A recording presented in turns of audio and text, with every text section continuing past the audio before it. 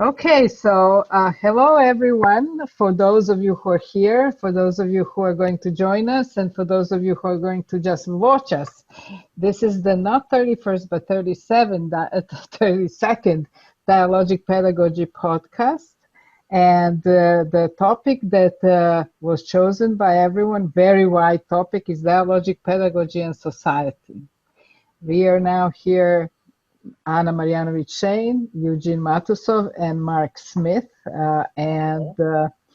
Let's start. I was just wondering what so many topics and issues come to my mind, but so I'm just going to ask questions for now.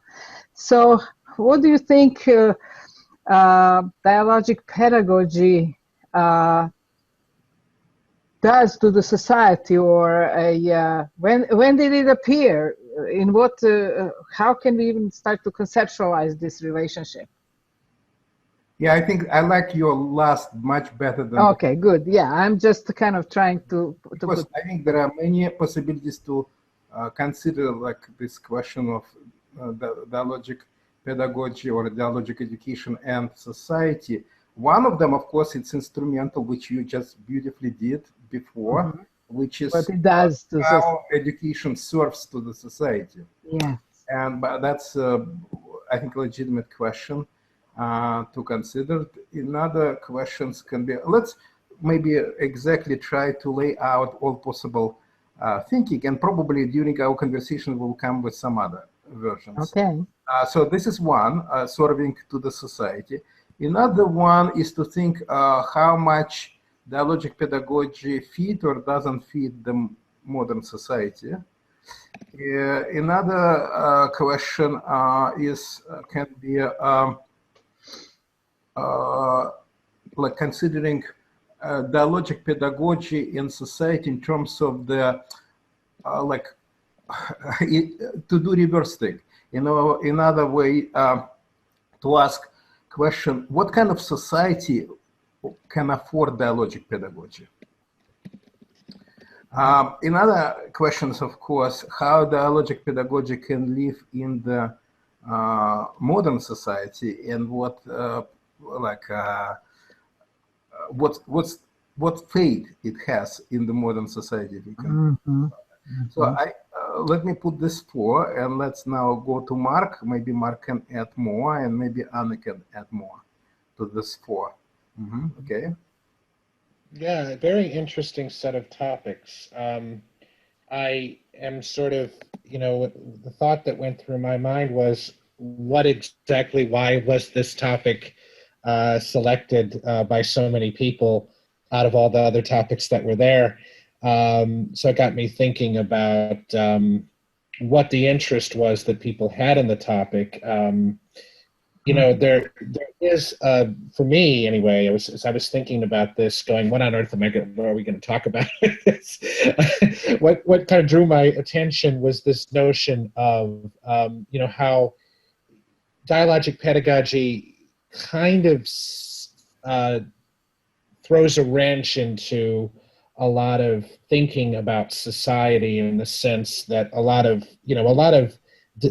theoretical frameworks have designs on society, that somehow society is going to change or transform or become qualitatively different or whatever as a result of some kind of, like Vygotskian theory, which has that bent to it, this notion that education somehow is transformative of society and creates something new, and I don't, definitely dialogic pedagogy has something to say about that, but it doesn't have this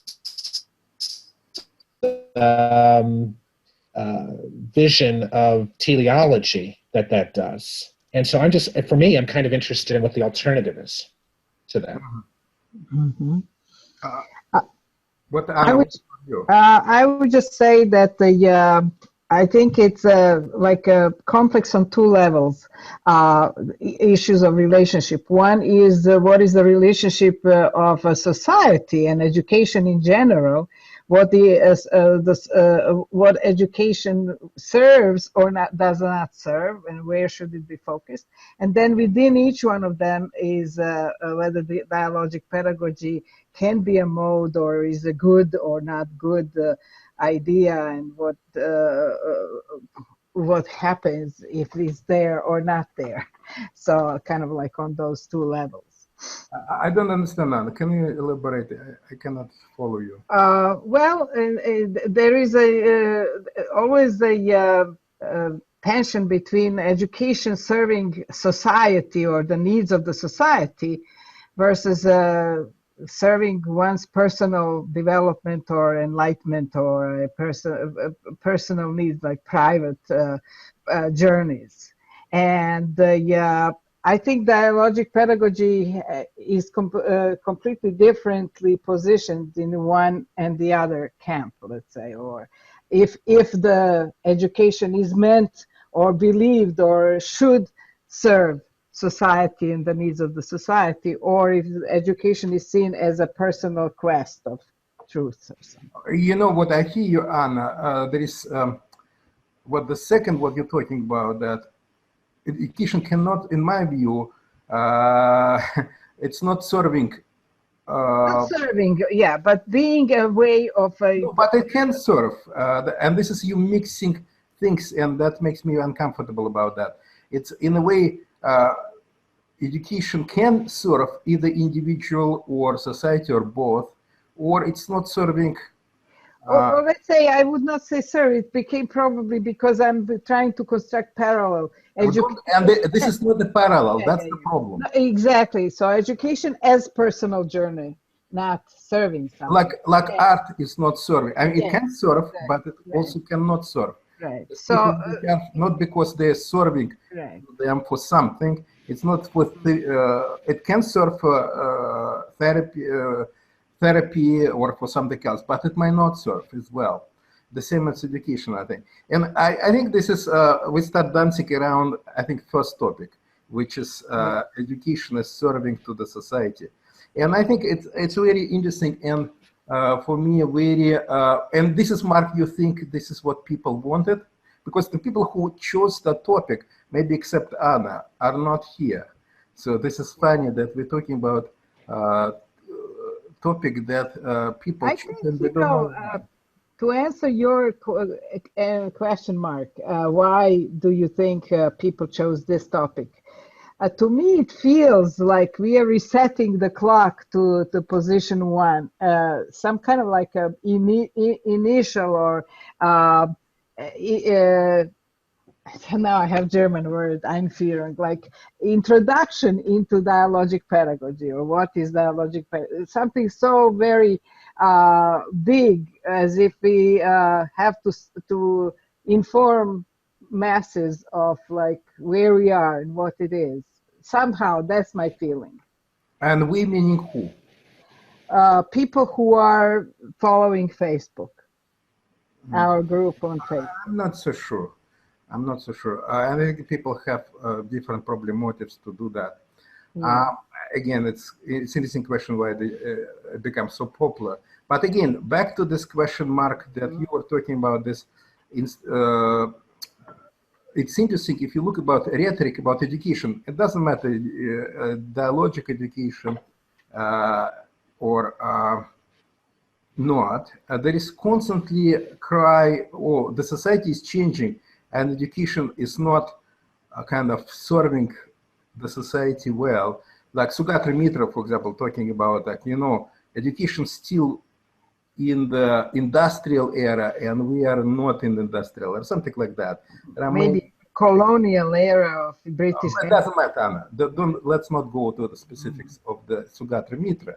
But what's interesting behind that, in my view, there is interesting assumptions that society is changing as kind of, you know, it has its natural change. There is change inside of that, but education is not, which exactly implies that education is a tool.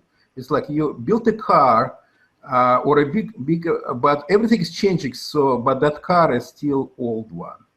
and it doesn't feed the roads anymore. It has a lot of pollutions and stuff like that. The car is what people make, but the society, the education, what people make out of it. It's a tool, but education, but society is changing. But which interesting, also interesting assumptions behind that, that education doesn't have this power of the internal change, which if you go down, it doesn't have this feedback loop with reality. In a way,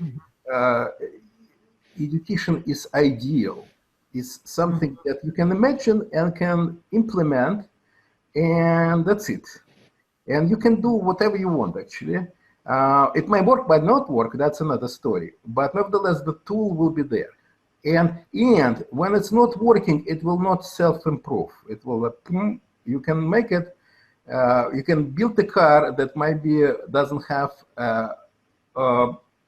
wheels and it will not go anywhere, but it still be there. And there is nobody will suddenly say, wait a minute, the idea is to build a car to move it somewhere. So that's what education is. It doesn't have, first of all, it's instrumental. And another thing, what I'm learning from the question itself, usually, it's instrumental. And second, it doesn't have like feedback loop. It's not self-improving. And by the way, that's why it's not organic. It's very mechanical. It's built like this for the server. And that's why it's constantly built by this conscious efforts of reforms. There is constant reforms of how to reshape the tool. But again, but it may be also just kind of a narrative, while in reality, so to say, maybe the education that exists today exactly is is a product of the society in which we live, let's say. What do you mean?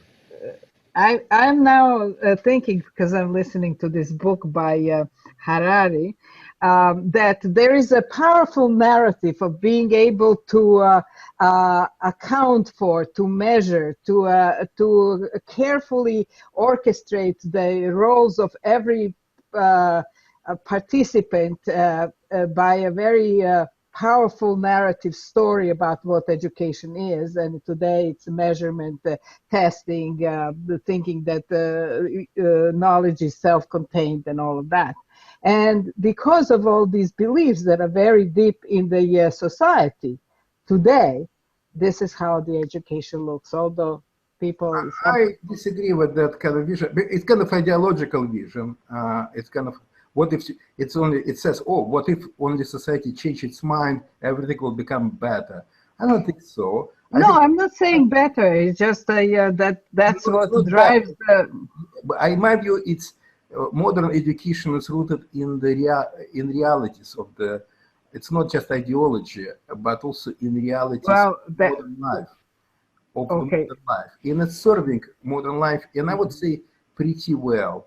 With all these quarks, I'm more thinking that this functionality of education is actually functionality of the reality, and it's just like mismatching ideological ideology of that education. Yeah, in a way, I would agree with that. What's wrong is its ideology. It's not the functionality of the education. Right. With all its problems. But again, we didn't talk much about dialogic. So I think dialogic pedagogy has a different ideological, exactly ideological beliefs that don't fit today's narrative. So today's prevalent ideology. Again, Anna, I can hear you. You're interested in ideology. No, I think it has reality. There's some reality exists that pushing for that. That's one thing. And another thing, in my view, it's very important to ask which dialogic pedagogy or which dialogic education, because there are many of them, and some of them nicely fit to the any modern other modern education.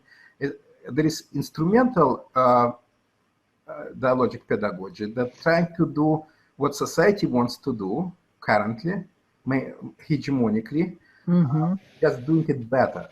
So it's better understanding, better transfer of the knowledge, better discipline, better kind of engagement of the students, and so on and so forth. Better, better, better, better. Or smoother function. While accepting these instrumental goals Mm-hmm.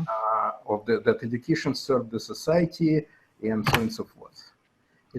And it's not even challenging what's a relationship between education and society in this case. That's instrumental dialogic pedagogy in my view. Right. Rupert Degrev, Adam Levstein, people whom we know, and many others. Mm-hmm.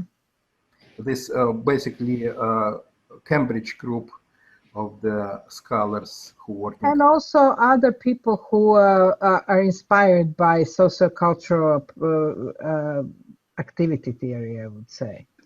Probably as well, yeah. So, Mark, we are on your topic. So we kind of assume that you're representative of people who choose that. You're the masses. You're the masses. and as usual, masses are silent, right? How is supposed to be. Evolutionary is talking for them, for the masses. So, Mark, what do you think? Well, yeah, I think you're very right to point out the distinction between instrumental dialogic pedagogy and other forms of dialogic pedagogy. I guess for my interest, the instrumental dialogic pedagogy approach, if you're instrumental in thinking that somehow through education you're improving society, or you're making an effort to connect people more to society. I'm just reading or just finished writing a paper on genre pedagogy in writing, and you know, most of the genre pedagogy approach is just like that. The idea that, you know, by connecting to the genres through education, you are going to somehow socialize students into understanding the forms and the ways of thinking that will somehow expand them or connect them to something bigger than who they are. And I think this this belief is very much entrenched in our modern educational system.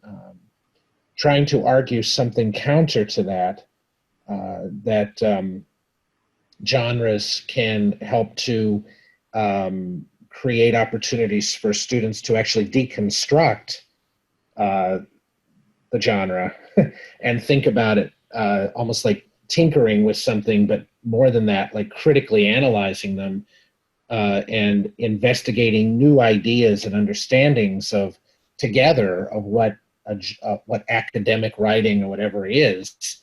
That's a different approach. That's more of a deconstructive type of dialogic pedagogy. And in that role, I'm trying to figure out what the connection is. I mean, with the traditional genre pedagogy, for example, I'm just giving this as an example, it's very clear to understand what the connection is between education and society, because there it's very clear education serves the society and it serves the interests of society to connect students to sources of employment and sources of, let's say, thinking or ways of connecting ideas that are bigger than oneself, and it connects you to a whole set of practices, et cetera, et cetera. That by itself is kind of problematic, but I'll leave it there. When we're talking about education that deconstructs, an education that kind of opens up boxes and expands ways of thinking and connects people together in new and interesting ways, that becomes a different connection to society that I'm not so sure that I'm able to formulate right now. Okay, the instrumental view, and again, in my view, instrumental view, especially instrumental dialogic pedagogy, can be kind of appreciated because in a way it's make education monologism softer, which is good and gives more degrees of freedom for the teachers and to the student, which is also good. But yes, it doesn't challenge any much relationship between education and society. Education is viewed as kind of need for the society, probably to reproduce itself, and it's a reproduction of the culture. Like I've heard from Rupert Vegerev that the goal of education to bring students to the big dialogue. It's not to economy only, but to the big dialogue. But while the bringing them, of course, it's still the out of this big dialogue. They have to wait until education done, and then there will be in dialogue, big dialogue. But when it's education, maybe there are some small dialogue, which is not real dialogues. And that's in a way an interesting contradiction in my view, that this instrumental dialogue is dialogic pedagogy is actually not very dialogic. It's maybe interactive, maybe conversational or something like that, but not dialogic in my view. But that's another story about what's real dialogue. So let's move now maybe to the relationship between ontologic dialogic pedagogy and society. And let's consider that. So I think ontologic dialogic pedagogy somehow always is in tension with, not always, but very often tends to be in tension with something that's imposed from outside, like some general social needs, general social views, general social decisions that you are being, as a student, imposed on for the sake of society. If it's ontological dialogic pedagogy, by definition, is something that matters to the learner or to the student or to the person. And first of all, it has to have some meaning or matters, to be something significant of interest, of some kind of interest, so that immediately it could coincide with the social intention, but immediately it's owned by the student. Yeah, I would agree with that. To formulate that for me, it's education is first of all personal business, not societal business, as it is now. It is now education is mostly societal business because society dictates that you have to study things, and it dictates even when students choose, because at the end of the day, there will be credentials on which you will be checked.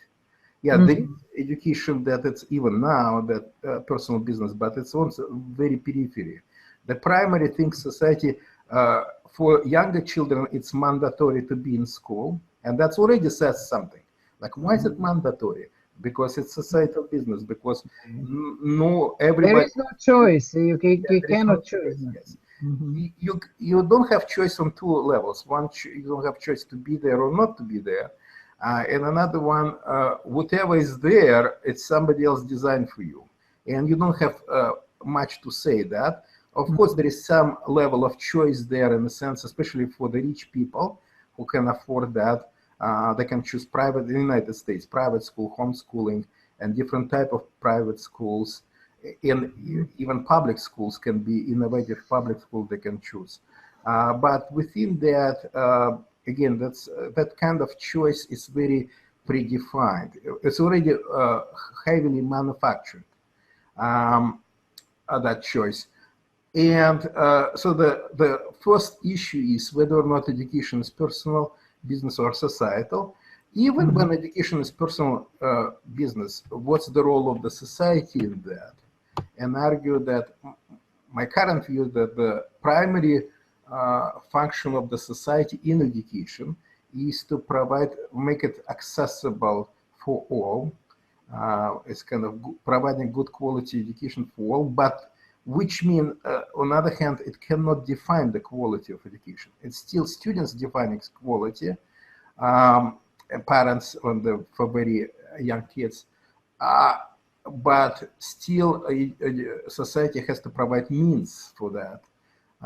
And this is the primary role of the society. There may be some other things, but it's primary, which is very subordinated to the personal educational needs. And this is kind of the first thing where is, in my view, ontological dialogic education stand for, which, by the way, if you push further, since students defined what's quality education and goal of educations, this version of very pluralistic, because it implies that diverse ideas, like the students will come not necessarily with dialogic views or even instrumental dialogic views or any instrumental pedagogy, and that's fine as well. So this view implies, of course, since the society is not controlling things, it's implied pluralism, educational pluralism, which means that I don't like this instrumental stuff, as Eugene Matusov would say. I don't like that, but I think you have right to practice that. Yeah. And that actually also leads to the issue of the authorial education, both from point of view of learning and teaching.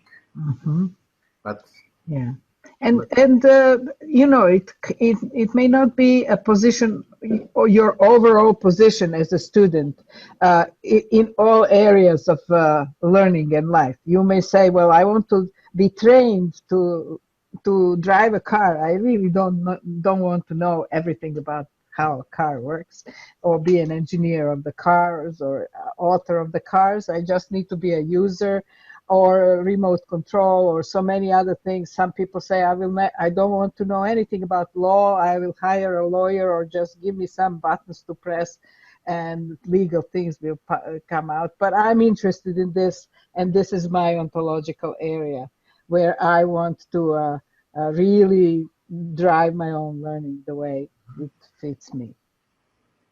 Yeah, it's somewhat similar, but not the same as separation of the church and the state. I think education should be separated from state, but not the same way, because state still have or society, better to say, still has obligation to education in terms of the providing opportunity for all. Right. See, there is a very interesting idea in this book, Homo Deus by Yuval Harari, that one of the powers of the human species on Earth over all other mammals or other species, who in many ways are sentient, have mind, can feel emotions, can react to others, can even understand symbols and so on. But one of the powerful things is that we can organize ourselves in the systems where people who are strangers to each other can collaborate and work together in building incredibly super structures in every way, like go to the moon or create a Bitcoin or whatever, something that would be completely impossible if you only work on a personal level, knowing each other, and on a small group interactions, like it's in some prehistoric societies like foragers or in animal groups or something like that, or even among bees that have very good structure of organization. So when you say, Eugene, that the state should provide an opportunity for education, so far the state provides an opportunity for education because it sees organizing people as strangers into powerful systems as a big need. And that's the rationale. Once you say that it's a right of every person, first and foremost, and you just have to pay for that, and whether people will go for some kind of mass education together or not, that's coincidental. That becomes a potentially kind of like a contradiction to each other. Even though ideologically, again, I'm talking from the ideology that's true today. Ideology in the sense of concepts. It's true that we have lost this really deeply ontological aspect of your own and right and humanity in suppressing this ontological dialogic approach in education. I don't know how much we lost that, whether or not it's ever been there, because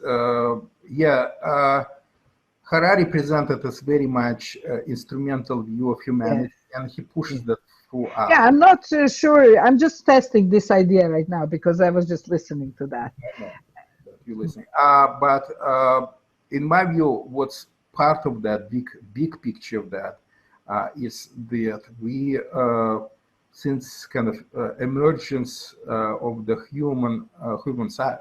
Homo sapiens and and even before, we're constantly driven by the necessity, and and we view, like, if you ask people why what's the value of another person, in a way, deeply down, it's about we can together do something that one cannot do alone. By the way, that was probably true for Forgerer society as well. Yes, yes. And it's true.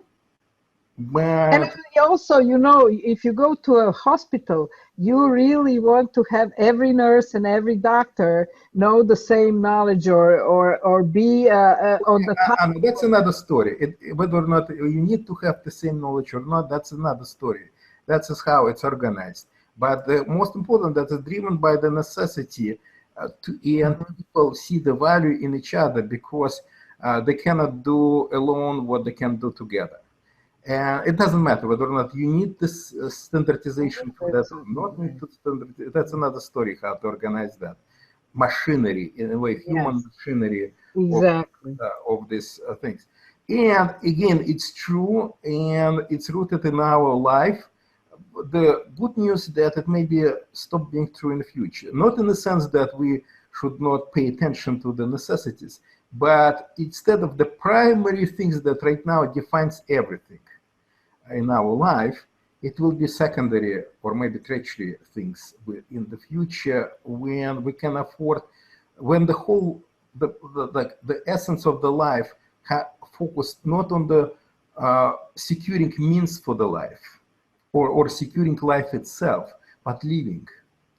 And this kind of focusing to the existential, rather instrumental needs of the humans will be very interesting. And again, it's still now, there is that existential part is there now as well. It's not suddenly appear, it's now, but it is not a primary thing.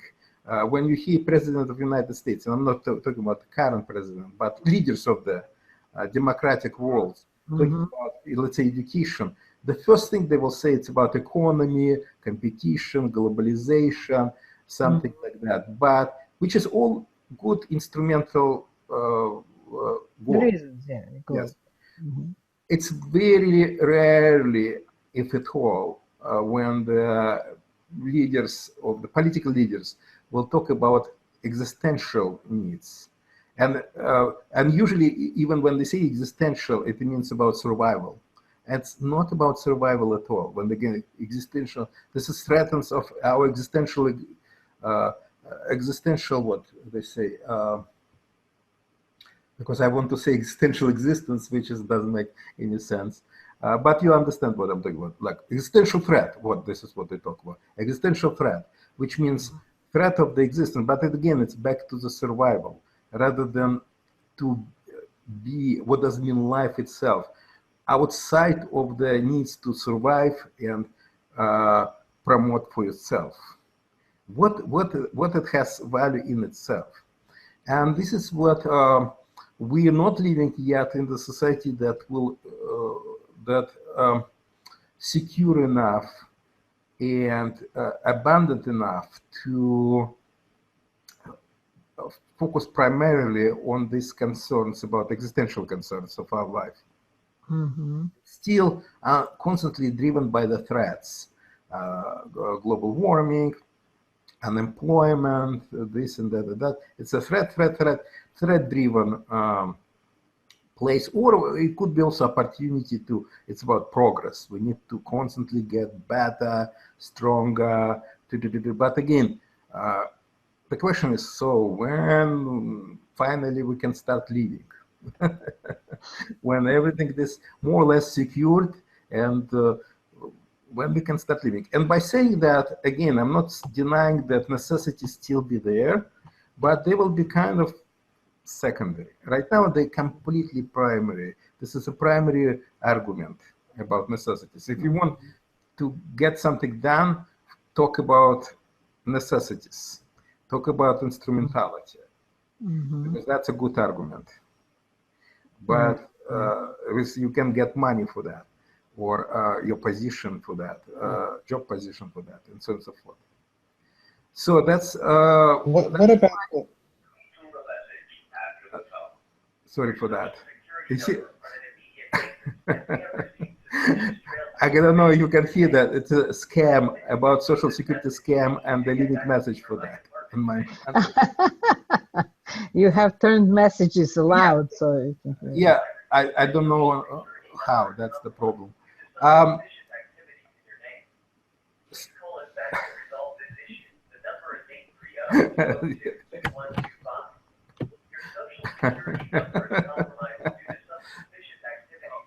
So that's why actually dialogic pedagogy is not widespread, and in my view cannot be widespread, and can be only currently be like on small enclaves and oases when local conditions are relatively good for that. But it cannot spread very much, because there is no both, it cannot attract resources, it cannot attract support for that, because the first thing you need to say is relax. It's not about economy, it's not about globalization, it's not about jobs, and all of that. What about these small enclaves? Like you had a teacher of mathematics who, in a way, was practicing ontologic education, whether it's dialogic or not, but ontologic in the Soviet Union, and he it was a long-term project.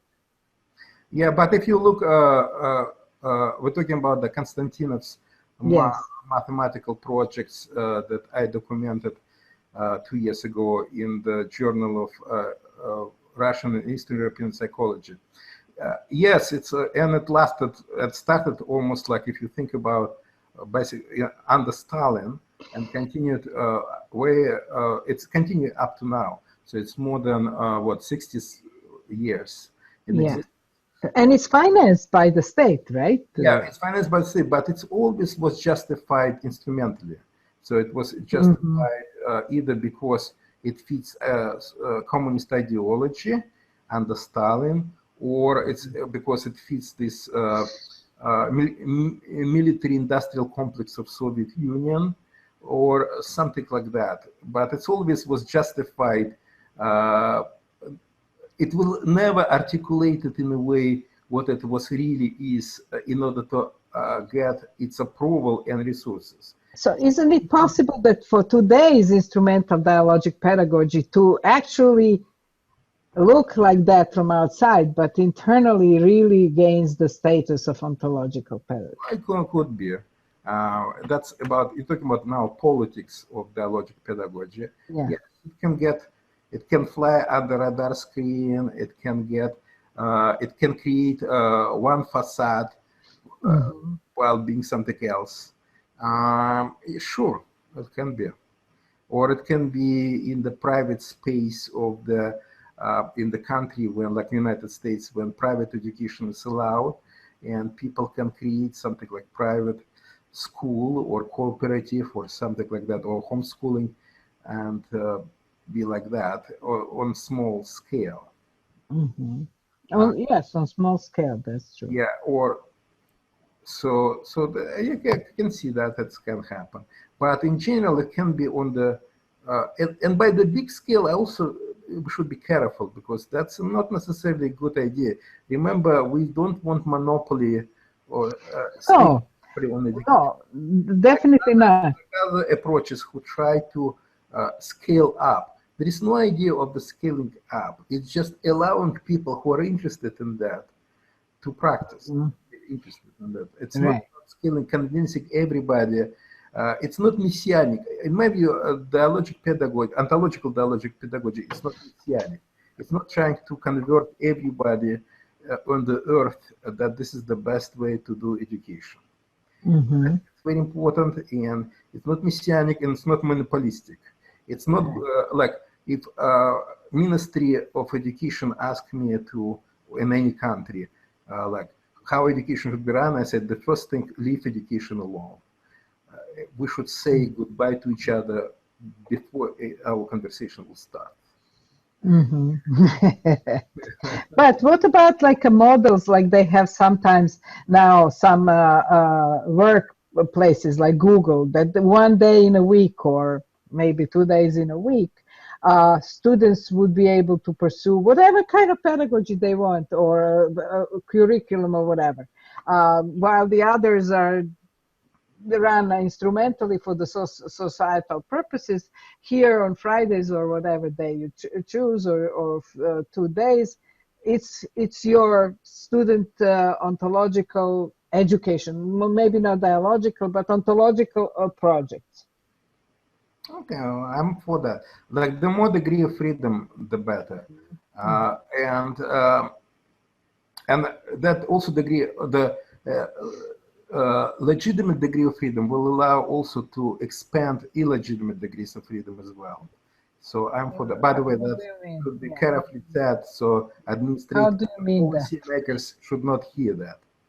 Yeah, what are the illegitimate degrees of freedom? Well, in my view, freedom, it's always about abuse of official freedom. Without abuse of the freedom, freedom does not exist. And by abuse, I mean doing something that other people disapprove. By the way, that abuse can be really, like, I would agree that it's abuse, but somebody else might disagree about that. So, in a way, I believe it's something that's called the negative freedom rather than positive freedom. Positive freedom is about, or liberty, is about doing what authority thinks you should do. And negative freedom is kind of trying to ban something that authority decided that it's not a good idea to do. By the way, the authority can be collective authorities. But as soon as, if it's not forbidden, it means it's not forbidden, it's allowed. This is negative kind of freedom. The positive freedom, you should do what authority wants you to do, and do it well, and do it maybe exceedingly well. Maybe authority even didn't think about how well it can be done, and you're doing that. This is kind of positive freedom. We had in Yugoslavia so-called youth work actions in the summer. Like, we were free to join building roads and railroads and bridges, and the youth built the whole Yugoslavia voluntarily in the free time outside of school. But again, that negative freedom invites always abuse. It's always people like think about, you suddenly do that again, authority doesn't want you to do, and you should not be punished for that unless the authority creates a new rules or laws that will punish you for that. But it's always cat and mouse. Mouse will be ahead of cat, and that's philosophically maybe considered even good. If there's an emphasis on positive freedom as opposed to negative freedom. So the idea is that negative freedom would allow for the emergence of the degrees of freedom that would create this authorial education that isn't driven by necessity. Is that the argument? Yeah, negative freedom is being free from everything else for anything that you want. There is no definition of what you're being free for. You define it. But positive freedom is predefined. Predefined, right. So there's a set of predefined values or predefined expectations that would need to be in place, and that would be the reason why I'm thinking about that is as you guys have been talking, I've been thinking about social engineering purposes of education, which, as we know, are all over the place, from the left and the right, from people who support public schools, for example, for the purpose of creating, let's say, an idealized world where, for example, people will respect people from different social groups, for example. There's a lot of this anxieties about civil rights and the role of education to do that. Coming on the other side from, I live right now in an area where there's a lot of Catholic schools, and I can hear a similar argument going on there, talking about the importance of ensuring that children grow up with Catholic values, that they are given, opportunities to, that they have the right thinking in terms of going in the world, and that they're prepared for whatever realities face them, with the proper Catholic vision of the world, and those competing ideas on the left and the right, that discourse seems to me to be engaged in positive freedom. No? Yeah, well, this is another way to say that education is instrumental, right? And that's why it's monopolistic in the nature, because the idea is to whose instrument it is, for which ends it is, and there is a fight between left and right about that, and many other. There could be rights, not political, but could be philosophical, like progressive education versus, I don't know, like discipline-based education, and so on and so forth. But all of them engage in this, with exception, probably, democratic education. I don't feel that democratic education engage in this fight for the monopoly on education. And democratic education, from ideas versions that I've heard, basically tells, leave me alone. On another hand, they still want to scale up, and which is that idea, the desire to scale up. In my it depends on what version. Do you think in Jim's mind? I can hear him as well. He writes in his book on Jim Ritmoodle, he writes on one hand that he would oppose this idea of monopoly on education. On the other hand, he in his book, I forgot exactly the quote that makes me really worry about that. He, in ideal world, kind of, he thinks that the democratic education should kind of scale up and will. But see, I don't think that Jim thinks education and democratic schools are the same. Democratic school is a scaled down society. No, but still, about education only. It could be about anything. But it's called democratic education, not for nothing. It is still democratic. It's just like a version. It's idea that education is not equal to learning, but to experiencing things, and that's a different story. And again, with Jim, I can be wrong. It could be several things. It could be his fights between this kind of pluralistic and visionary views. And because visionary, like for example, I think that that genuine education is ontological dialogic education. This is my visionary view, but I don't think, and I think it's the best form of education. There is nothing wrong about that. The wrong start thinks that I think because I think it's right, it should be spread, and I think that's messianic. As soon as starting messianic version has become monopolistic, rather than pluralistic. Because the basis of genuine dialogic ontologic education is that every person defines for themselves what's good education. Yeah. And by that, immediately you cannot tell what's good for other people. Yeah, and to some degree, even strangely enough, the dialogic view of ontological and critical dialogic view encourage diversity, because how come you can consider, you need to consider alternative. To be critical, it means to consider alternative. So this alternative has to have its life and to consider them.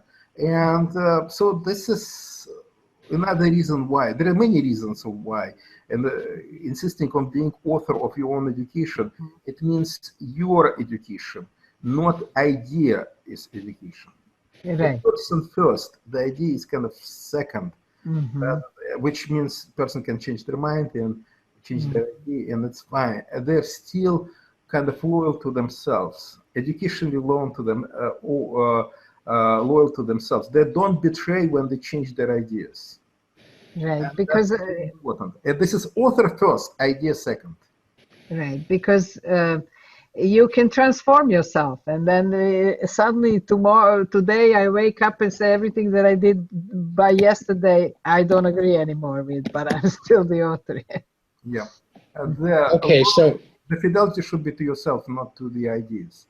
that's a great. I like that, and it's getting me to think about something that I'm stuck on this notion that what kind of maintains this system of education that we have now, where we don't have this educational pluralism, as we're talking about here.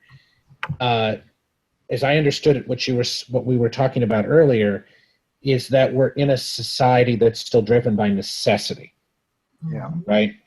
So if we're in a society that's still driven by necessity, we don't have the conditions, right, that allow for the development of authorial education, where author first, idea second.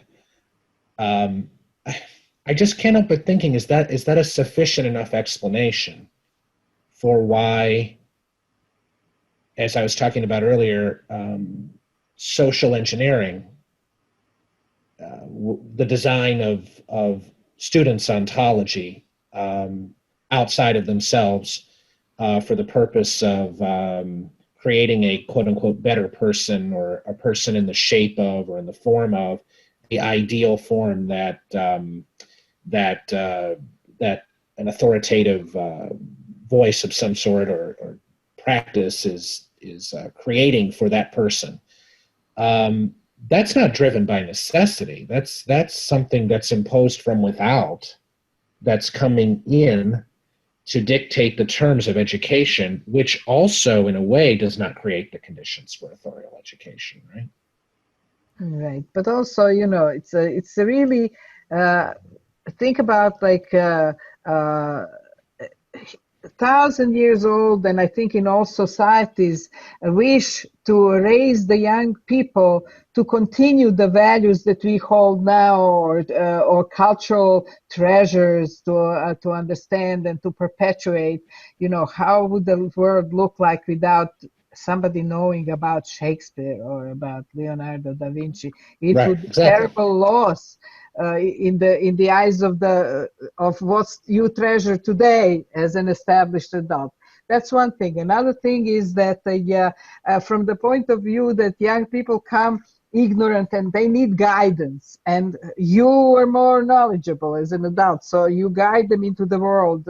Why should, if you let them on their own, first it would be dangerous in many ways, and second, who knows, this lack of destination is very troubling for many people and societies. Like, who knows what will happen? You know, who knows where they will be. But and Mark, again, I'm listening to you, and to some degree, I'm sympathetic to your view, because I don't like this grand narrative things. But nevertheless, sounds like that grand narrative is still grand narrative. Sometimes it's maybe justified. Just because it's great narrative, it doesn't necessarily means that it's not true. So back to if you think about these people who justify their ideology, they usually justify by the problem, which is necessities behind them. It could be on the left, it could be on the right, like make America great again. Again, what's wrong right now? It means America is not great, in decay, so we have to address that. You see, this is one way. Or think about that we have terrible inequalities in our society, which is painful for a lot of people, and we have to address that. Again, it's driven by the necessity that even behind these ideologies, there is necessities. What is about the necessity about the religions that want? Well, again, maybe it's trivial to say, but religion is about, again, it's one way of addressing necessities, to appealing to the authority of the this transcendental authority who will do. What's the praise about? It's a praise about make you wish. Prayer, you mean? The prayer. Prayer. Right. And so how it's not a necessity? It's a way of dealing with necessities, just the other way. There is a religious way of dealing with necessities. There is animistic way of dealing with necessities. There is technological way of dealing with necessities as we're living right now through that, powerful in that. And of course, there is combination of all of them. But again, it's way how to address the necessity. But there's this kind of I guess the argument is going against this picture that you hear coming from, I don't know if I'm right in thinking about this, but that somehow there's something that comes from outside that helps to complete you or helps to define you in some way. Identity. That's it. Now I'm getting in the right territory. The fulfillment of the self and all these arguments that are kind of hitting my head right now. I'm not necessarily. It's not that I want to go there as a way of justifying the existing educational system. I'm just trying to figure out if the drive to necessity is a sufficient argument for explaining the. I feel it because I sense that like all these other things can be values or ideologies that are like clothing that, right? Yeah. So I see that. Yeah. Let me give example, probably most dramatic example. As you know, that in the United States there is use of torture, and not as a crime. In a sense that the people know that it's bad, but they're still doing that. No, they just telling you in your face, oh, why not to use torture? And I was interesting to hear the discourse about counter-discourse, why torture is bad. And even when people provide argument of the torture is bad because outside of necessities, by the way, within necessities, very simple. Torture is bad because it's providing bad information. If you torture people, they will tell you what you want to hear. It's bad quality. Second, you can do it different ways, much better, more efficient. There is kind of another torture can create enemies around the world. So we might actually, we might shooting ourselves in the foot by doing that, and so on. So I just don't want to continue. The non-necessity kind of argument was bringing, well, the torture defines us. I don't want to be defined by the people or the person who approves torture, period. What's interesting is John McCain was providing this argument, actually. Very few people, first of all, even going to that argument. But even John McCain is not starting with that. This will be his kind of end point, not the first one. And again, maybe it's about use of rhetorics, of course. But in my view, it's not just the use of rhetoric. It is argument, but not the primary argument. Unfortunately, it doesn't have that strong, it doesn't have that power. And there is expectation that it will be more the most powerful. Maybe for me it's most important, but for other people it will not. So I'm trying to, since I'm against torture, so I'm trying to create this coalition. But the first thing for this coalition, it will be instrumental argument, not existential argument or not ontological argument. And this is for me, yes, I still think, and again, it can be danger of great narratives and it should be carefully watched, but I still think that different ideologies cover up for necessities. It's differently addressing necessities. Yeah. Religious way of addressing necessity, technological way of addressing necessity, but still addressing the, or real politics of address of necessities, but a peace addressing of necessities, first and foremost. Mostly. Mm-hmm, mm-hmm. It's rarely going beyond of that. Mm-hmm. Rarely. And if it's going beyond of that, my argument is it's usually as a secondary argument. It's not the front argument either. See, even the ethical reasons very often are really instrumental reasons that people confuse for ethical. Like, if you do it, you will be punished. Not only that, let's consider even Kantian imperative, which is instrumental to its core. Why it's bad? Because if somebody will do it, because you will not like it, that somebody will do it to you. Yeah.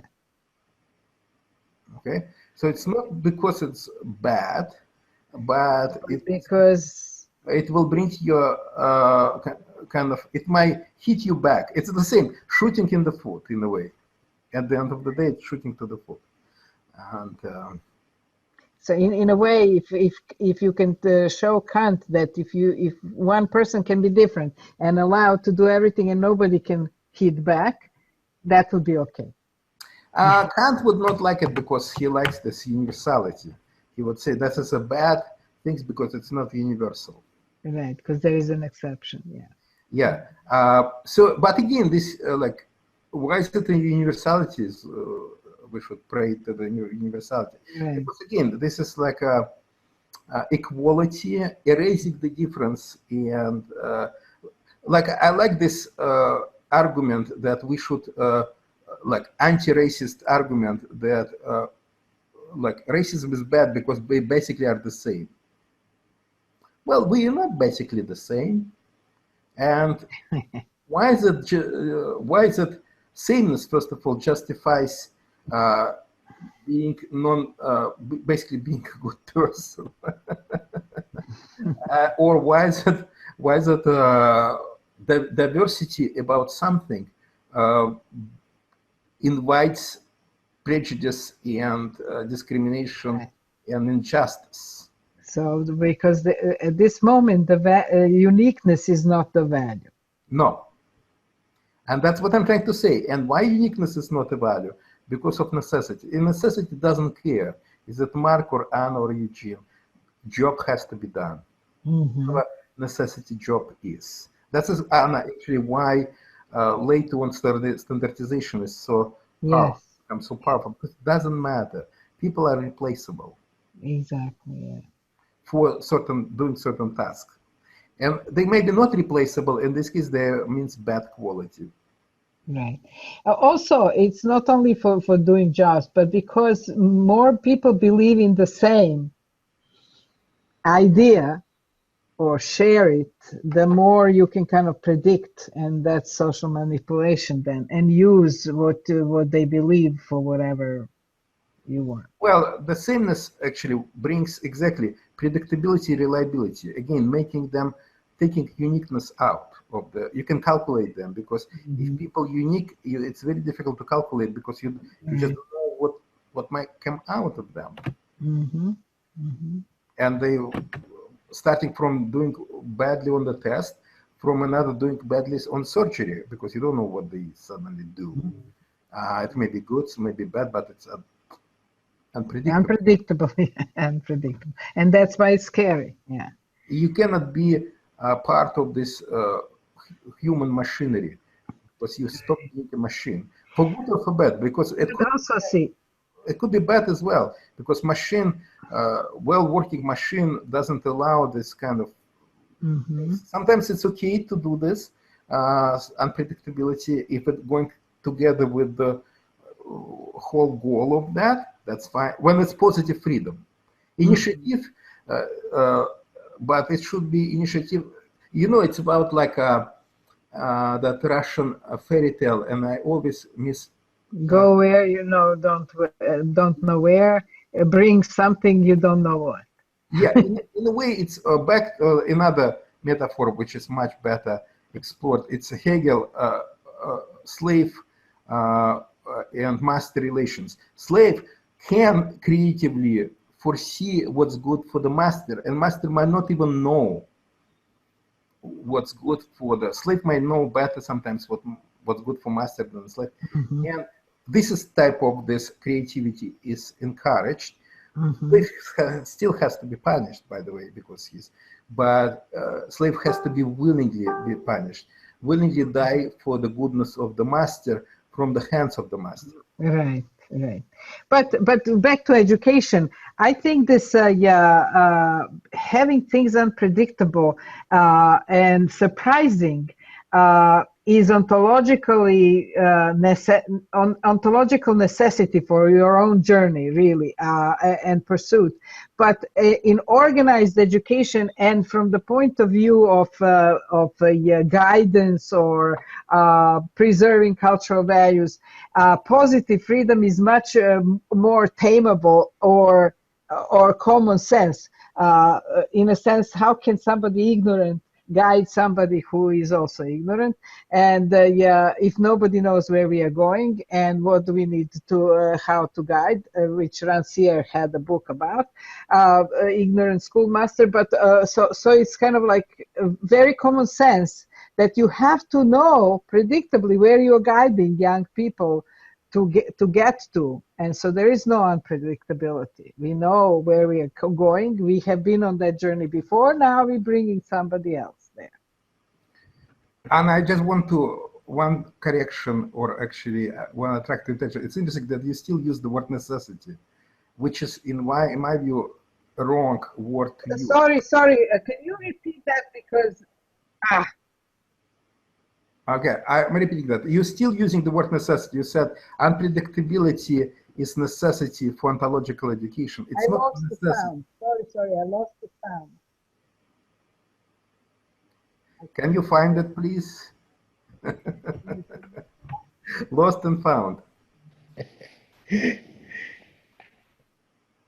We see Anna might be frozen. Yeah, she's now frozen. Yeah. I think it's internet something. Yeah. Talking about necessities, you see. Talking about that's right. But going back to that idea for a moment,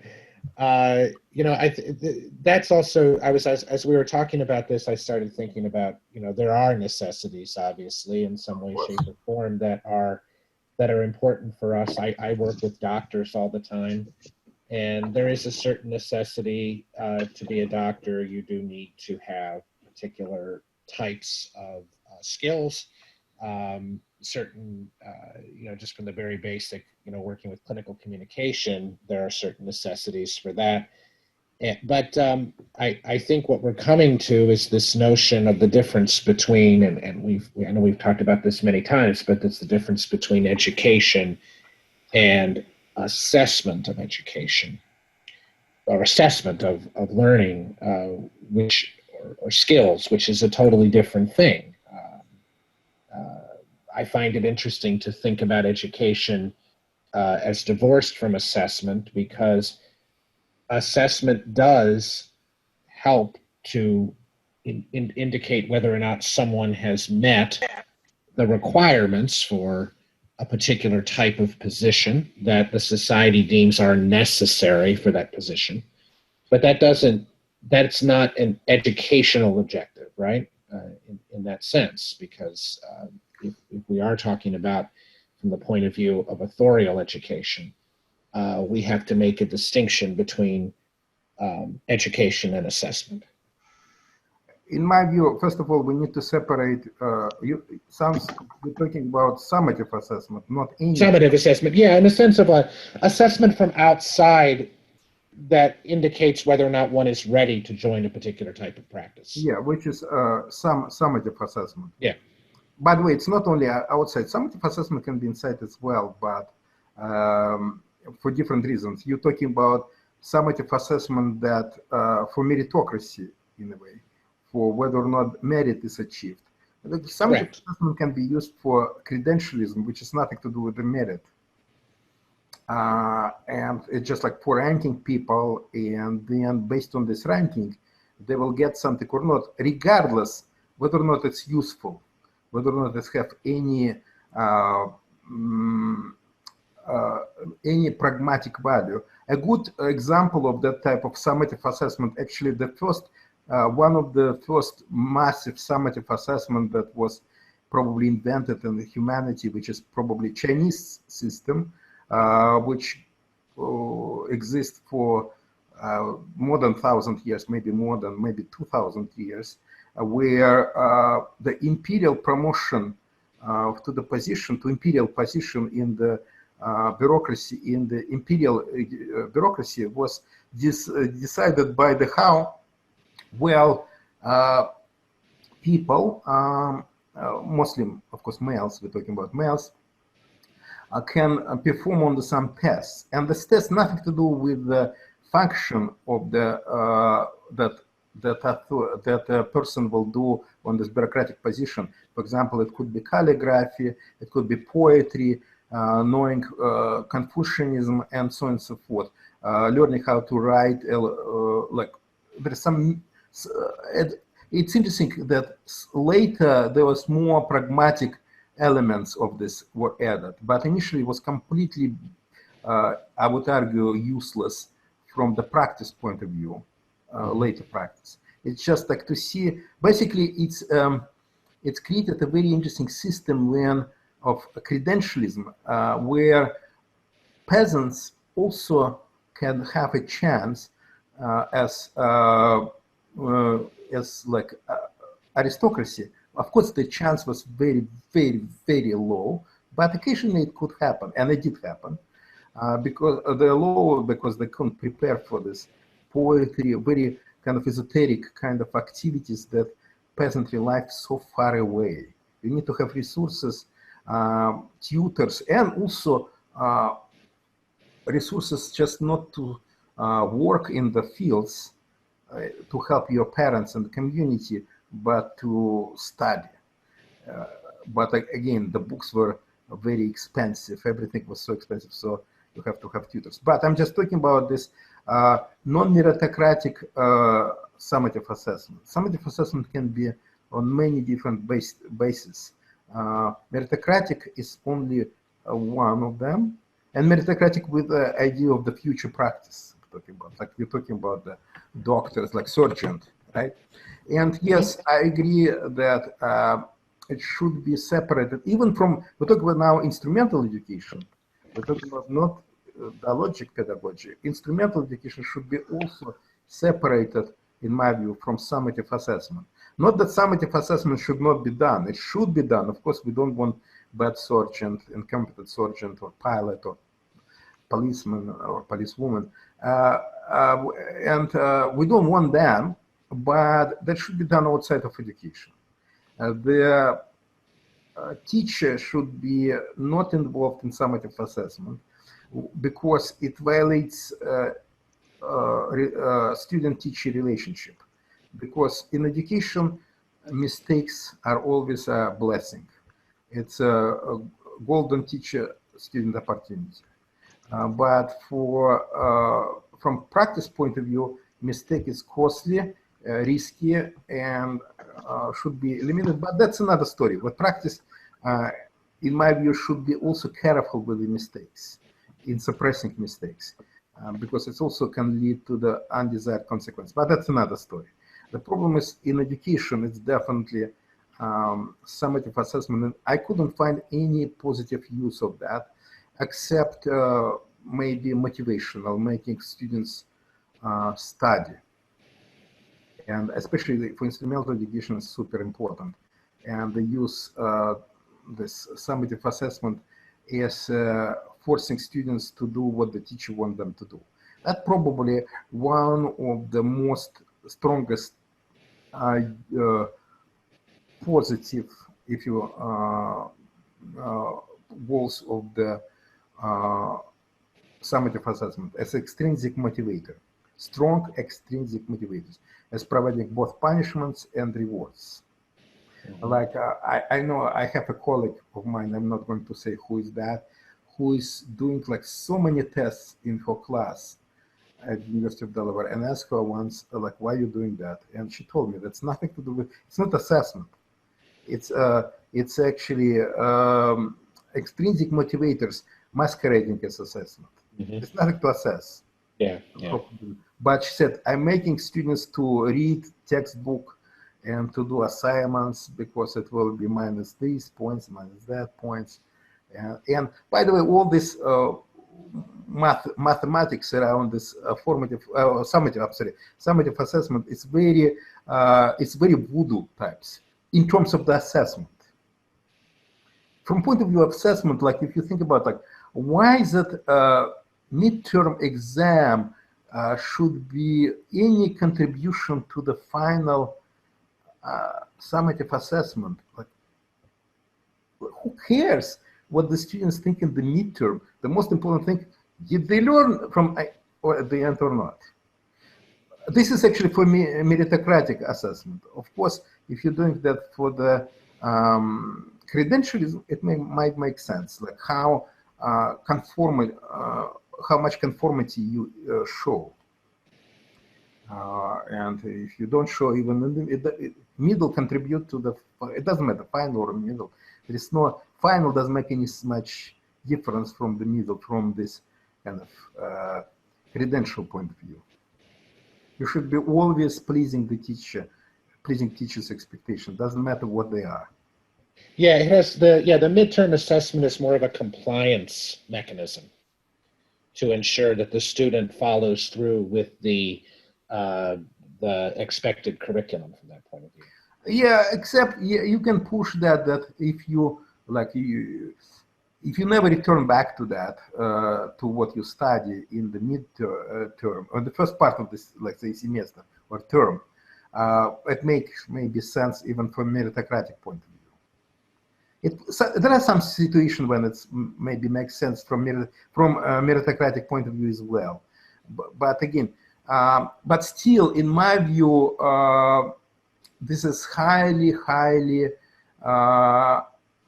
undermining teacher-student relations.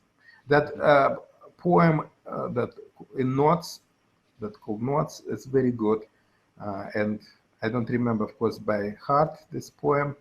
But it's about by Lang, yeah. The famous anti-psychiatrist. Yeah, what did R.D. Lang? Yeah. Oh gosh, I have that. I wrote about this in a paper that I just submitted for academic integrity, and thanks to you, you told me about that, and it was an interesting. Maybe we can read that to people so they get an idea of what we're talking about. Yeah, if you can find it. Yeah, I real quickly, I just have to remember. Of course, like now I'm like, normally I would know exactly how I organize my folders, and right now I'm having a little bit of a. Oh, here we go. Meanwhile, I'm reading what Anna wrote, that she has some emergencies and she cannot participate. Yeah, thank you. She said that. Just a second. Let me read this. It's at the end of this paper. Of course, I could find it some other way, but that would be maybe logically easier, but harder in some other way. Okay.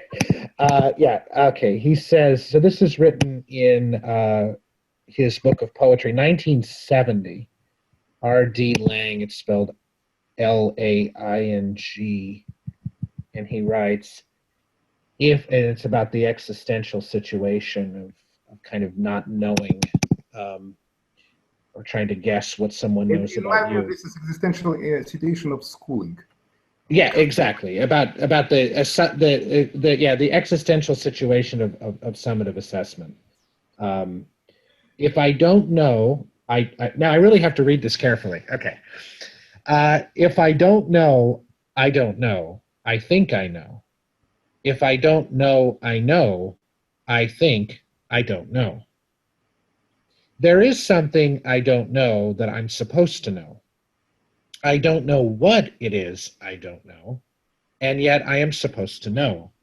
And I feel I look stupid if I seem both not to know it and not know what it is I don't know.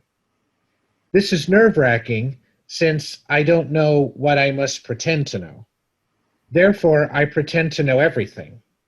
I feel you know what I'm supposed to know, but you can't tell me what it is because you don't know that I don't know what it is. You may know what I don't know, but not that I don't know it, and I can't tell you. So you will have to tell me everything.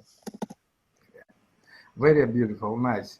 Yeah, and this is for me, it's a crux of this distrust between teacher and the student because, or the student and the teacher, because of the summative assessment that used in education, because the student need to cover up, and the student even don't know what exactly need to be covered up. So cover up just everything. That's why students are passive, because any kind of disclosure of the subjectivity can be taken against the student. And of course, there are some students who are not passive, they're on the active side of that, minorities, who think they know pretty well how to please the teacher. But those who don't know how to do that, the silence is better strategy. Because again, revealing your subjectivity, you put in the trouble. But revealing student subjectivity is so important for education, for the guidance, because exactly how do you know what to teach and how to teach if you don't know what the students think, how they feel about things, and so on and so forth. Right. But the students feel very unsafe to reveal that, because they will be judged and -3 points, or they could get the bad grades. Or even worse, I mean, in some ways, in a progressive sense, their subjectivity is manipulated for the purpose of another objective, which is not their own. So, in a way, they might feel used or taken advantage of. Yeah, but this is mine. Like it's much less problem, and it's not necessarily based on the summative assessment. No. That's true. That's true. We're just gonna talk about summative assessment, and summative assessment is one of the. It's interesting because I think about why we start talking about summative assessment when we're supposed to talk about education and society. But I think summative assessment is where that society, one of the strongest way how a society shapes education by using summative assessment. And like if summative assessment is abandoned, like banned from the education, it becomes very difficult to, it's still possible, but very difficult to do it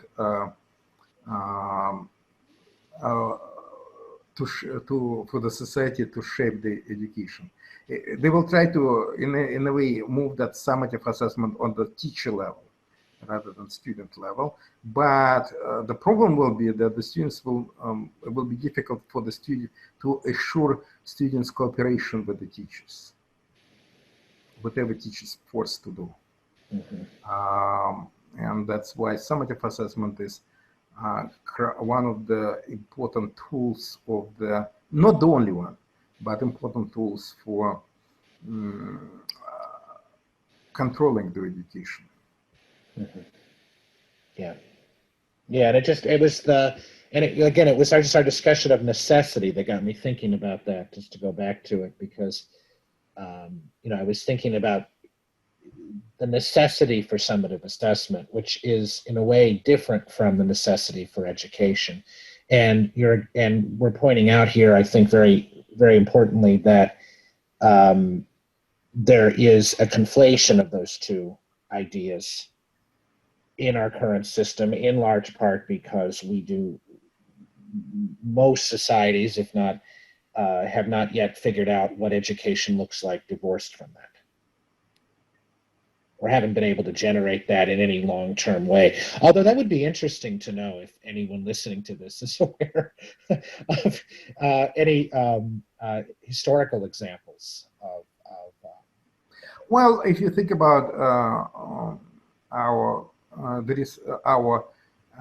colleagues, educators, there are at least two types of education that try to eliminate summative assessment, which is one of them is progressive education, and another one, democratic education. And progressive education, of course, still see that the society should shape the education. And they're trying to do what you actually start talking about, which is manipulation and exploitation of the students' subjectivity and interests to mold them. In democratic education, the situation is different. There is no imposition of the curriculum. From the, I'm talking about like Summerhill and Sudbury Valley and many other some forms, but maybe not all.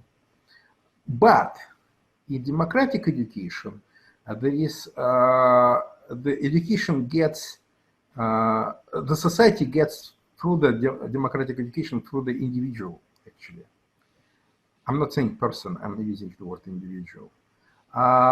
By they just saying, wait a minute, if you want goodies outside of the school, better to take exams, prepare, and to so they create these anxieties through the families probably, and maybe not only for the families, for the students. That the students in a way ask for this type of education themselves. Still, it's a step forward. First of all, not all students will do that, asking for that for themselves, but many will. And so it's another way. So the democratic school is still embedded, heavily embedded in the society, in the overall society, and they do not do anything about this embeddedness. They view this, they embrace that embeddedness in a way. If you ask me, like, what could have they done? It's not that they have to forbid their students to do instrumental education defined by the society, no. But they could have engaged students in critical dialogue about that, which is missing in my view. In many democratic schools. Maybe it's happened, but it's happened kind of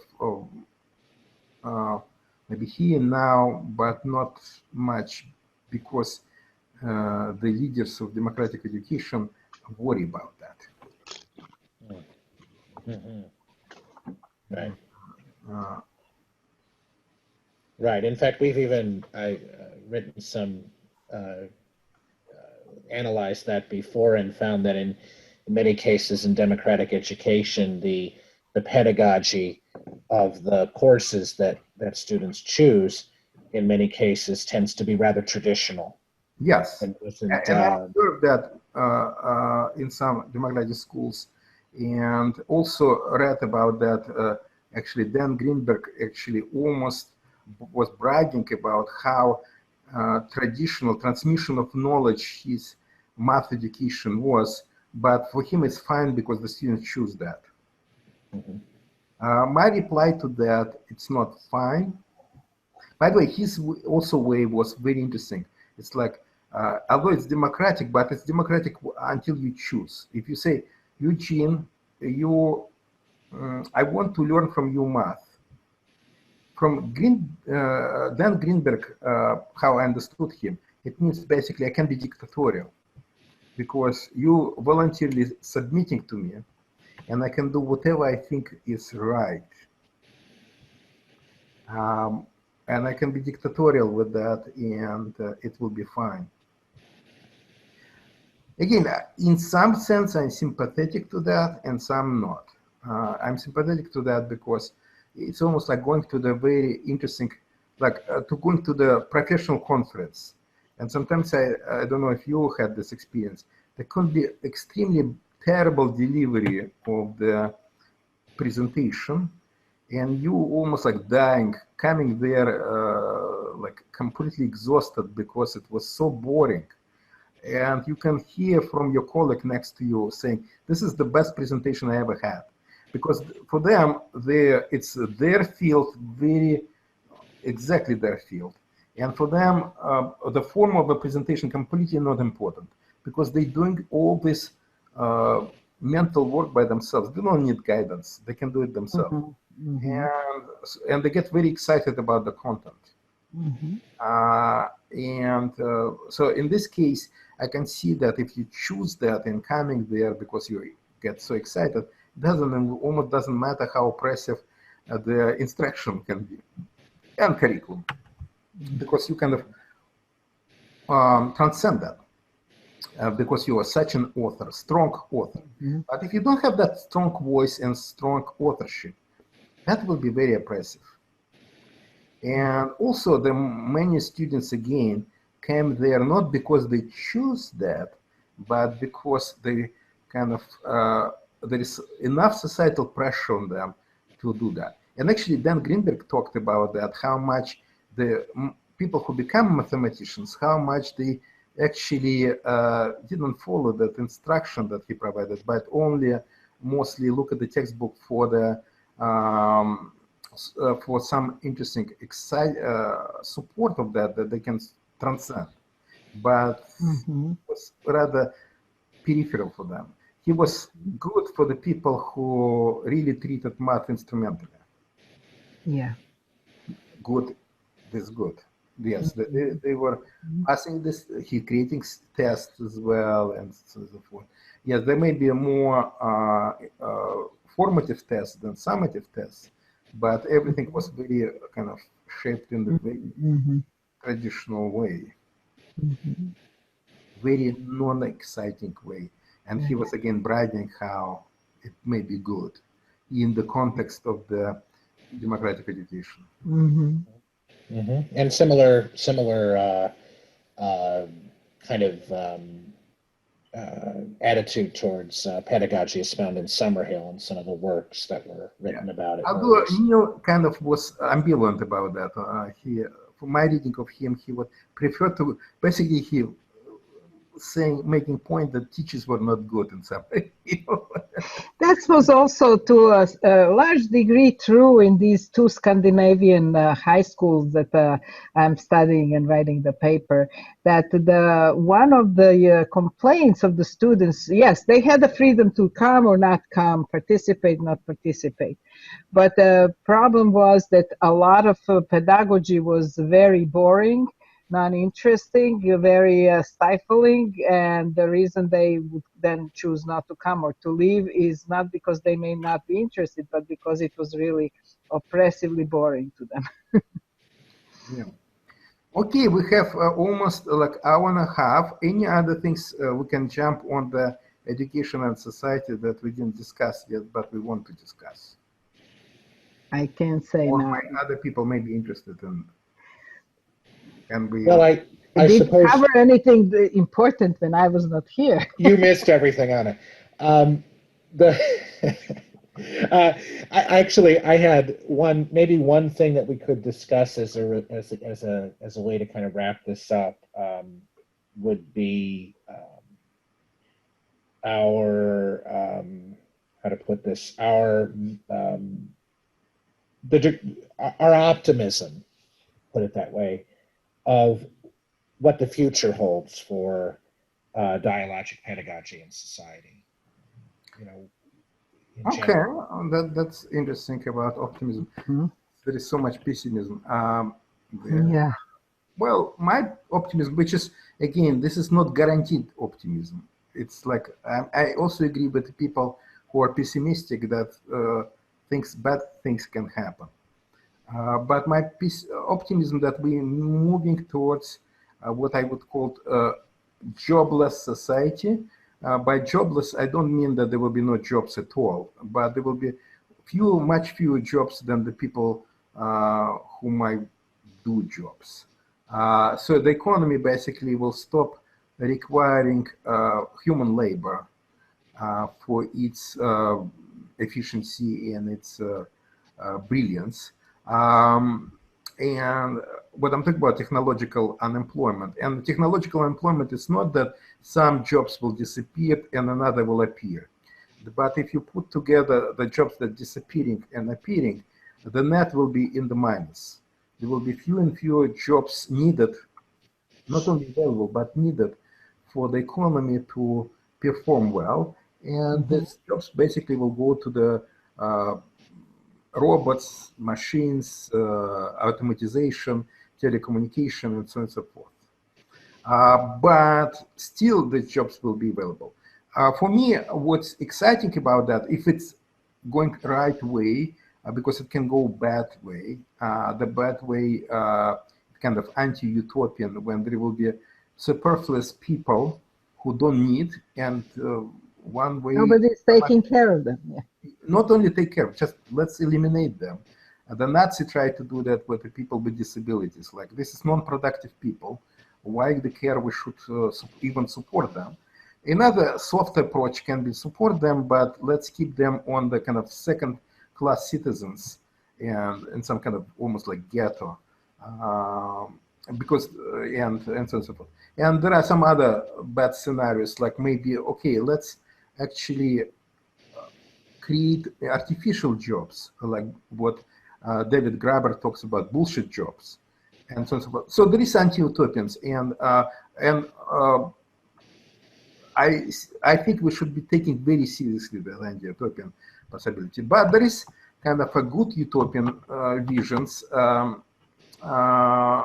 which I try to promote, which is the idea that the people, that finally this ideology of necessity will lose its sharpness, and that it's becomes secondary, and the primary will become ideology of leisure, and education become a form of leisure, how it's supposed to be, how some Greeks envision that, with this, even the word school in Greek means leisure, and so it's becoming leisure. But of course, these Greeks who invented this idea of school education as a form of leisure, they were probably slave owners or belonged to this class of the who can live because their necessity was taken care by the either slaves or the some other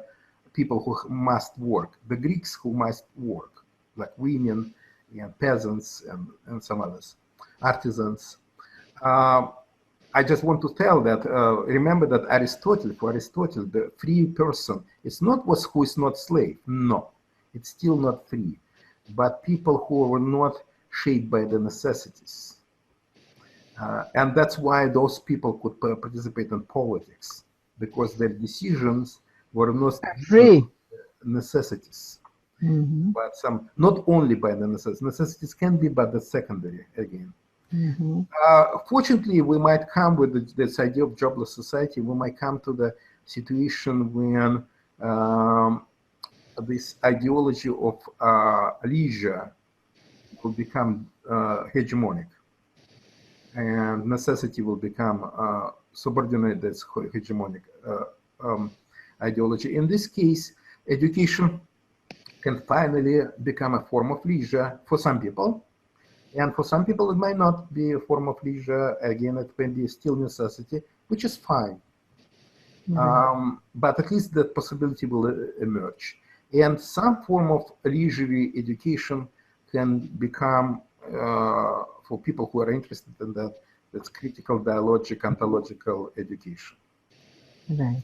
And there will be resources for that. So it will become mostly up to the people who are maybe interested in that, rather than, and they will not have that much pressure from necessities to join, to make it instrumental. And so if they want it, they can engage in that. This is my optimistic kind of things. And I think that future, as future is not evenly distributed, already exists for some people. I don't think so. You don't? It doesn't exist for some people, because what doesn't exist is hegemony. Right now we have hegemony of necessity-based ideology or culture. Right. Even, Pockets. even people who have means, they still under this anxiety of necessities. Even rich people right now, they're very different from aristocracy of the ancient Greece, because they have this anxiety of they need to prove that their worth, even beyond of this affluence, the worth of something, and they need to do something to prove that. Like aristocracy, the concept of aristocracy, they were born like that, so they don't have this anxiety to prove themselves. And modern type of the rich people, in a way, they driven middle class ideology. Middle class ideology right now rules, not the rich people. Rich people, it's just it's what I would say will be shocking for some people. But right now, rich people are middle class rich people. And in a way, they're right, everybody right now middle class, poor middle class, rich middle class. If you ask people, they could be living on the street, but thinks that they're kind of middle class. And to some degree, they're correct. Why they're correct? Because middle class ideology rules right now. It shapes human subjectivities. Right. And for some people, it's a kind of false, maybe a shapeness. And for some people, but it's still shaped, whether it's false or not false, so forth, kind of things. It's still shaped and defined decision-making of these people in many ways based on that. So in this case, even now, this type of leisure things does not exist even in some oases. But conditions for the leisure, yes, exist. And some people can push leisure, yes, they can, but they're doing that against many odds right now, and which will be, I think, different from that leisure society, jobless leisure society, what I'm thinking about. And by the way, on the other hand, what will be true, that leisure will be unevenly distributed in that leisure-based society as well. Yeah. But for some strange reasons, the reasons for that will be, in my view, different than right now. Things unevenly distributed. Right. And you're right in that sense. I always, words of one of my students who was working as a working class daycare center teacher, when we studied some educational approaches to the okay, sorry about that, it's throwing me off. It's a phone that rings into my ears. She said it's very nice that people are thinking about these beautiful daycare centers like Reggio Emilia, where children can choose what they want, and you can just work with on their creativity. But it's we cannot afford that. And she didn't mean materially. She meant the kids from that working class where she works, and that those kinds of people, they cannot afford any kind of something ontological, beautiful, cultural, child-centered. She was for copying, copy sheets and teach how to become successful in the current society. That's it. And again, I agree and disagree with her. I agree because, of course, it kind of reminds almost like that Maslow pyramid of the needs. So you need to first, not even basic needs, but proto-basic needs. Like you need to make sure that you can survive. And there are some other basic needs you need to. And then when everything below satisfied, then you are kind of ready for this existential needs, right? I disagree with him, although I appreciate that, and I think there is some truth in that, and I'll tell you what I see as a truth. But in general, I disagree with that, because what defines human it's exactly all these existential needs. Mm-hmm. It's just difficult to do. Like people should not wait to engage in art, which is another form of leisure, until they become ready, until they not hungry, and so on and so forth. Even sick and hungry people still engage in art because it's part of who they are, and forgetting that or postponing that will kill them. I know, but see, this is a point of view, even from survival point of view. It kind of reminds people need to constantly remind themselves that they're human, they have dignity, and so on and so forth. Right, That's why, although it's difficult to do, I agree with that, your student, it still has to be there. Right, right. But see, she almost sounded desperate to me, not for herself, but for the whole daycare in which she works and people whose children are there, and those children. Sure. Yeah. So yeah, we discussed that. Yeah, how unfortunate it is. She was regretting that, but she says we cannot afford that luxury. I think she's right and wrong again. Yeah, me too. Because you know, that's existential needs are called existential not for nothing. It's about also existence as survival is part of the existence as well. Right. Yeah. And this type of things required to survive. That's why even in terrible conditions like concentration camps, again, I'm moving to the right. People still made art and made the music and to that, and really and jokes, and they lose themselves, and actually very quickly they die of the not only because of the Nazi. Of desperation, of the desperation. Because of despair, but because of their immune system will stop working well. Right. Especially under the stress of other pressures, like physical pressures. Right. Yeah, because we are humans exactly above this level of necessity, where we do things because we are free to do them, and not because we must. Yeah, and this creativity under the stress, extremely important, and it's true. It's not, yeah. There probably has to be done not like a Reggio Emilia and some other ways, but there has to be there. And that, in my view, it's misleading and wrong, despite the fact that I feel that your student's heart is in the right place, but it can be done terribly bad things out of good intentions. Right. Exactly. That's what we talked about a lot, because that was one of the favorite topics in that whole semester, how to create a very exciting and human daycare or preschool or whatever you would call kindergarten. Okay.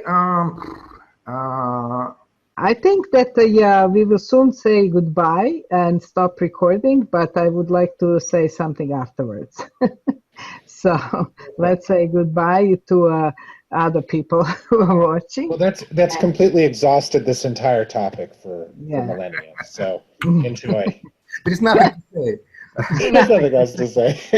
I like how Aristotle usually says, when I feel like that Aristotle at some point become tired of writing or thinking or talking about something, and he ends something like that. But enough about that.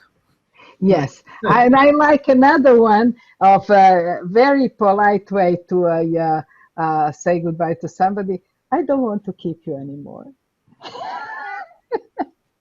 So I don't want to keep you anymore. I like that. Yes, I'm holding onto the doorknob for 2 hours. You like that. Before you like keeping people. Yeah. Not anymore. So on that note, we don't want to keep you anymore. We also would like to hear feedback. If you are inspired watching this, send us an email or comment on the Facebook or contact in any way, and add to your dialogue with your thoughts, agreements, disagreements, and the puzzlements and questions. Also, I would like to know, understand why other people couldn't join or didn't decide not to join. Is it because people like the topic, but they want to be peripheral? They want to hear what other people say about that, or it's just like time did not work, or sometimes the circumstances changed or whatever. Or could it be, as I was thinking, could it be people need a little conversation starter to, you know, maybe like a little set of provocations or something, maybe that would generate some more interest. I know for two people that time didn't work. They are both in New Zealand, and it's about 3 o'clock in the morning, and now it's maybe 4 o'clock in the morning tomorrow. So we can experiment by making New Zealand's next time prioritize them. Yes, that's a good idea. Because maybe this is the people who would like to be. But if you, for some reason, feel shy or whatever, some people think that their English is not good. Although we, like Anna and I, we're trying our best to model you how to speak Russian or Serbian English. In English. And Mark sitting there teaching English, who's supposed to be extremely annoyed by our wonderful, great English, but he's not. You know how patient he is. So we try to guide you guys to participate. But if you feel it's not like you don't feel comfortable yet, maybe you can just write something on the Facebook pages, like what you would like to discuss at least. What's interesting, like what do you mean by that topic? So if you want just to hear other people discussing that, at least it will be discussing something you wanted, rather than we trying to guess what you want, or just ignore that and discuss what we want. Right. Yes. And so on that note, goodbye to everyone, and please cut the recording.